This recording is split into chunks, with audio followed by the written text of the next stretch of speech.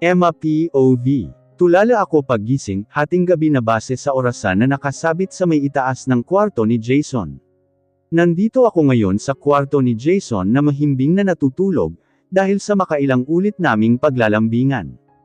4 na araw na matapos yung inuman naming dalawa sa may tabing dagat, at sa pagkakabilang ko pang 6 na araw na namin dito sa rest house niya. Sa mga lumipas na araw maayos naman ang troto namin sa isa't isa. Ako ang tagaluto ng almusal namin sa umaga, at si Jason naman sa tanghalian at hapunan. Mas gusto niya daw kasi na siya ang nagluluto ng pagkain, lalo na kung may gusto siyang kainin. Sa ilang araw na nagdaan, walang araw ang lumipas na walang nangyayaring breakfast man, lunch or dinner walang pinalalampas si Jason. Laking pasasalamat ko na lang na ibinigay niya sa akin ang bag ko, nakakainom ako ng pills ko, pero ang masaklap kinuha niya ang cellphone ko, dahil katwiran niya hindi raw ako pwedeng umalis dito nang hindi siya ang kasama ko pauwi. Your Tita Sierra knows being with me, so stop worrying about her. Tanging sabi niya sa akin nang hanapin ko ang cellphone ko sa kanya, at sabihing hinahanap ako nun malamang dahil iniwan ko ang trabaho ko. Masarap ang tulog niya habang nakatagilid paarap sa akin, nilingon ko siya at tinitigan ng mabuti. Ang sarap niyang pagmasdan, yung tipong parang pag-aari ko siya, ano kayang pakiramdam na hindi lang basta pag-aano yung gagawin ko kasama siya, yung tipong may halong hindi man pagmamahal, pero may kasama kahit kaunting pagtingin. Pinasadahan ko ng hintuturo kong daliri ang makakapal niyang kilay, ang noo niyang madalas nakakunot, mga mata niyang masarap titigan, ang ilong niyang nagdadagdag ng maganda refleksyon sa mukha niya, at hinuli ko ang mga labi niyang mamula-mula, at malambot na nagpapawala ng ulirat ko sa tuwing dadampirin sa mga labi ko. Tumitig pa ako ng ilang sandali sa kanya. Bago ako nagpasyang bumangon, yung hinubad na lang niyang damit ang sinuot ko, wala namang pagkakaiba yun sa suot ko kanina, dahil mga damit niya ang laging kong suot. Isang araw ay inabutan niya ako ng isang paper bag. Napanay panloob ang laman, at talagang sukat ko pa, gusto ko sanang tanungin kung siya ba ang bumili. Pero ang isiping wala rin naman akong makukuhang sagot hindi na ako nagtanong. Pagbaba ko galing kwarto, minabuti kong dumiretso sa kusina, para magtimpla ng kape, saka ako naupo lang sa bar stool ng kitchen. Palingalinga ako sa paligid. Habang sumisimsim sa kape ko, at napatigil ang paningin ko sa isang pinto katabi ng stockroom, na pinagbawal ni Jason na pasukin ko. Don't ever try to go on this room. May babala sa tonong sabi niya sa akin, isang beses nang mabutan niya akong pipihitin na ang doorknob. Magtatanong pa sana ako sa kanya, kung anong meron doon, pero bigla na lang niya akong hinila papunta sa kusina, at pinaghugas ng mga pinaggamitan niya sa pagluluto. Umatake ang katigasan ng ulo ko, at dahil sa kuryosidad ko papasukin ko iyon. Wala naman akong kukunin doon, titignan ko lang naman ang loob, tapos isasara ko din naman agad. Mabilis akong tumayo mula sa pinag-uupuan ko, at agad na dumiretso sa tapat ng pintuan ng kwartong pinagbabawal ni Jason na pasukin ko, hinawakan ko ang doorknob at laking gulat ko na hindi ito nakalock. Nakakapagtaka din ang isa na iyon, ayaw magpapasok dito, pero hindi naman nila lock, pasaway lang talaga. Pagbukas ko ng pintuan, agad kong hinanap ang switch ng ilaw sa bandang gilid, na agad ko din namang nakapa.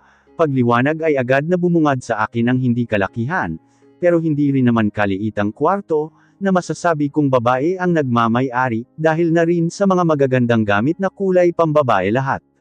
Mula sa kama na sa hula ko ay queen size, sa mga unan, kurtina at iba pang gamit, lahat ay kulay puti na hinaluan ng light pink. Ganitong disenyo ng kwarto ang gusto ko noon sa kwarto ko sa bahay ni Mommy, pero dahil ayaw niya sa lahat ng gusto kong gawin, ay hindi ko na isakatuparan ang kagustuhan ko na iyon. Ang ganda, tanging nasambit ko nang maupo ako sa kama, at ilibat ulit ang paningin ko sa buong silid na ito. Ganito na lang ang pagkamangha ko talaga, pakiramdam ko natupad ko kahit sa sandaling oras yung mumunting pangarap ko noon. Tumayo ako galing sa pagkakaupo, at humarap sa kama nang biglang naagaw ang atensyon ko sa isang bagay, at mas napukaw ang tingin ko sa isang painting na nakasabit sa may alhuhang parte ng kama, isang simple type painting, kung saan nakapinta ang dalawang tao, habang tahimik na pinaninod ang paglubog ng araw habang magkayakap. Talagang namangha ako, kasi para sa akin ay punong-puno iyon ng pagmamaha. Habang ginagawa iyon, siguro malaya siya ng mga oras na iyon, kaya ganito na lang kaganda ang kinalabasan ng simpleng painting na nasa harapan ko. Sa sobrang pagka-mesmeres, talagang hinawakan ko pa at inalis sa pagkakasabit ang painting, para mas pakatitigan sa malapitan. Mula sa pagkakahawak ko sa isang kamay, dahan-dahan kong hinahaplos ang painting. Mula palang bata alam ko nang gusto kong sumunod sa passion na meron si mommy. Pero simula nang magpakita ako sa kanya ng interes sa pagpipinta ay pinipigilan niya ako.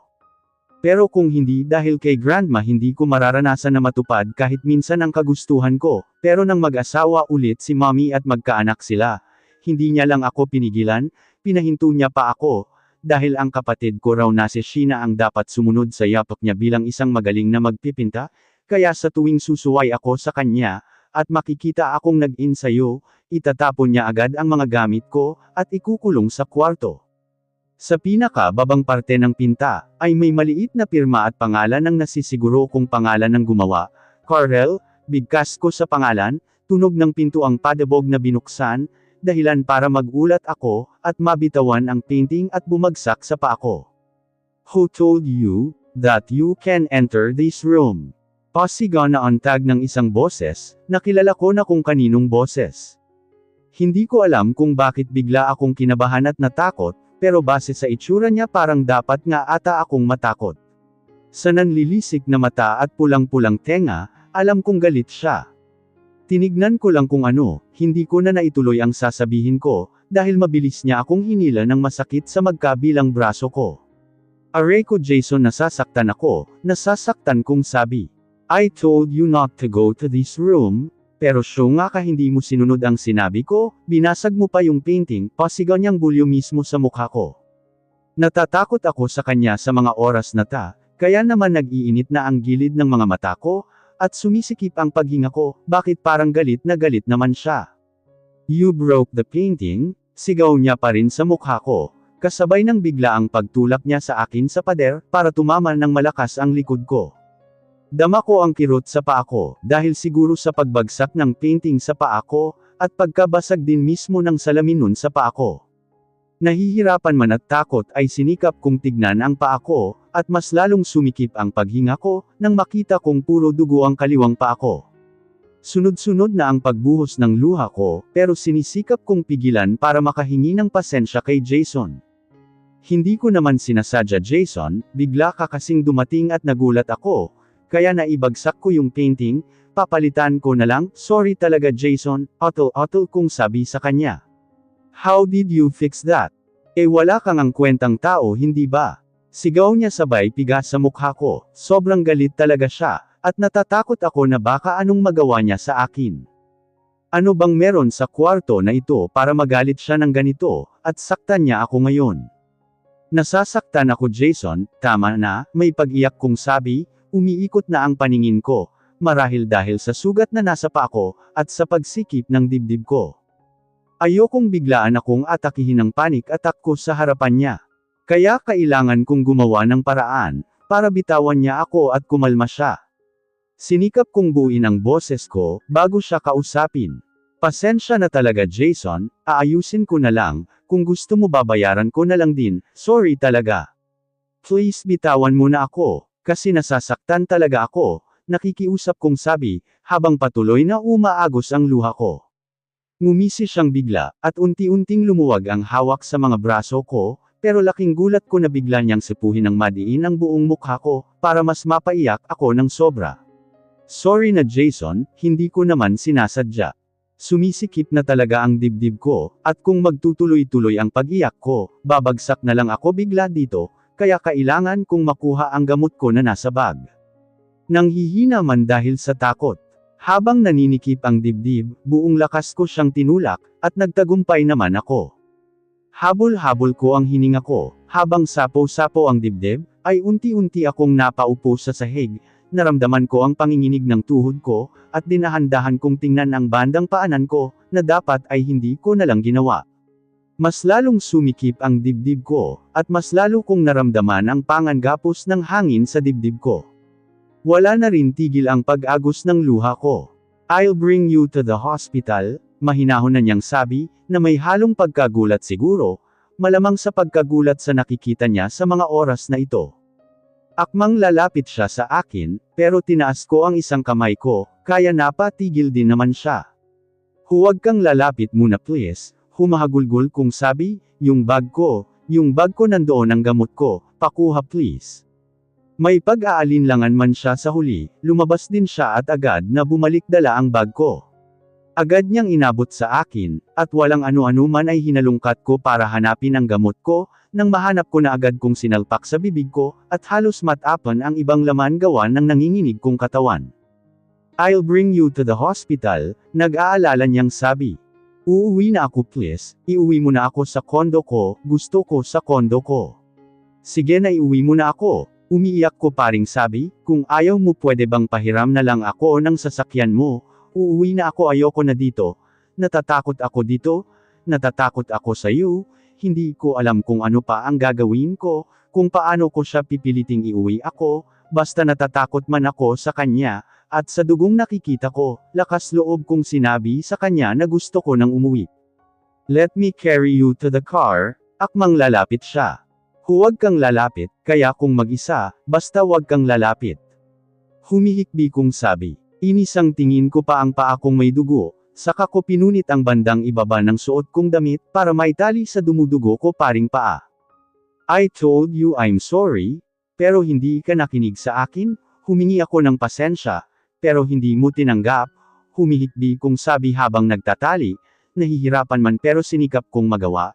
Pagtapos nun ay sinikap kong tumayo kahit nanlalabo man ang paningin, basta gusto kong makauwi, at makalayo na sa lalaking kasama ko ngayon. May paghihirap man sa paglalakad, ay sinikap kong marating ang pwesto, kung saan nakaparking ang kotse niya.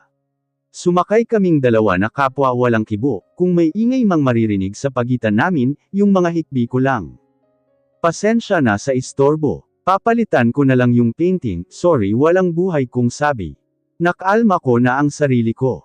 Bumalik na rin sa normal ang paghinga ko. Pero ang mga luha at paghikbi ko ay ayaw paring tumigil, at parang hindi ako nauubusan ng luha. Habang tinatahak namin ang daan, hindi pa rin tumitigil ang pag-iyak ko, kaya gaya ng dati, kinakagat ko na lang ang braso ko, para walang ingay na lumabas sa bibig ko.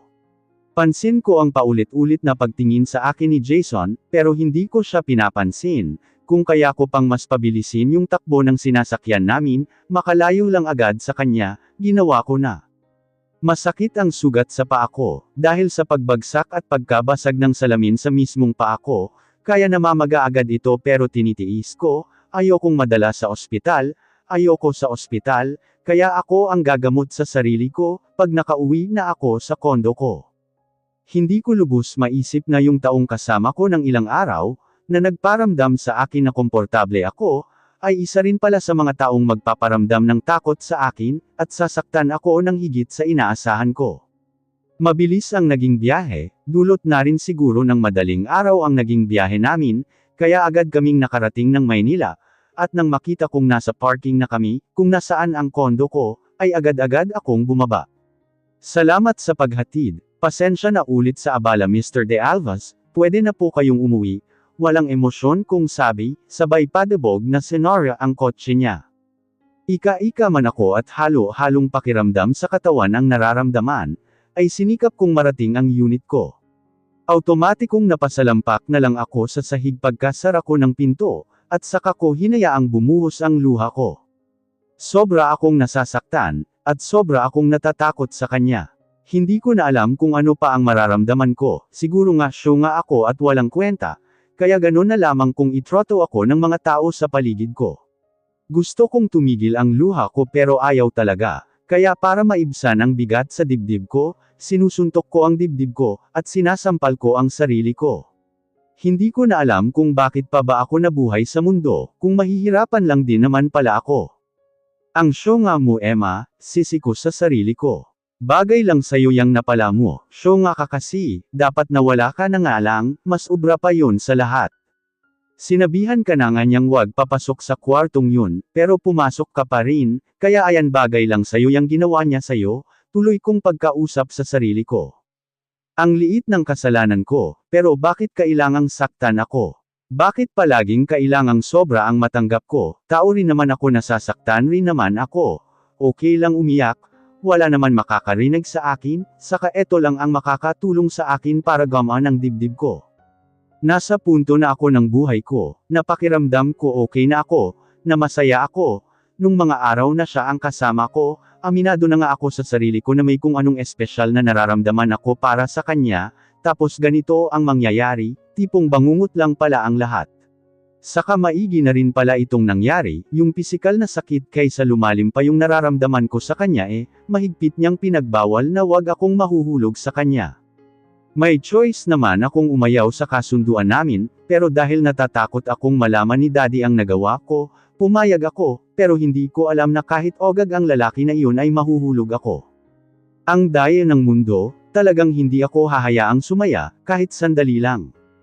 Ipagpapasalamat ko pa nga ata na ganito ang nangyari, na dahil sa ginawa niya sa akin, may dahilan ako para pigilan yung nararamdaman ko para sa kanya, dahil yun naman talaga ang dapat. Mukhang wala din naman akong panama sa fiancé niya, mahal na mahal niya yun. Hindi nga nag-move on, katawan ko nga lang ang gusto, kaya siguradong kahit galit na galit sa akin yung lalaki na yun, gagamitin niya pa rin ako. Hanggat maaga maganda na ring punuin ko ang isip ko ng masasamang bagay tungkol sa kanya, nang sa ganon, hindi na lumalim tong pagtingin ko sa kanya. Ang akala ko iba siya kila Mommy, bukod kila Tita Sierra na hindi ako sinaktan, isa rin pala si Jason na aabusuhin yung pagiging mabuti ko sa kanila. Umiyak ako ng umiyak, hinayaan ko ang sarili ko, at paulit-ulit kong isinigaw na, ayaw ko na, dahil kahit may maiiwan mang bakas ng sama ng loob sa puso ko, gumagaan naman ang pakiramdam sa dibdib ko. Siguro ganito lang talaga ang buhay ko, na buhay para masaktan at mahirapan, wala nang ibang purpose pa ayon lang.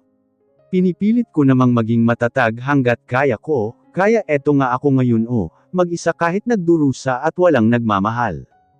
I wish that someday, I can be happy without any hesitant, na pwede akong maging ako nang walang panghuhusga mula sa ibang tao, na pwede akong lumakad sa harap ng ibang tao na taas noo. I wish that I can be myself, that I can do everything I want, yung hindi pinipigilan at hindi tinuturuan. At sana sa pagdating ng panahon na iyon, may taong mamahalin ako sa paraang tama, at tanggap ako, anuman ang mali ko. Sa ganitong pananaw ng buhay ko, na mag-isa ako, kahit wala na si Grandma, pakiramdam ko niyayakap niya ako sa pamamagitan ng malamig na hangin. Sa yakap niya palang kampante na ako, kaya kahit hangin lang iyon, pakiramdam ko ligtas na ako, at mabilis agad akong makakatulog sa mga paghaplos niya sa buhok ko.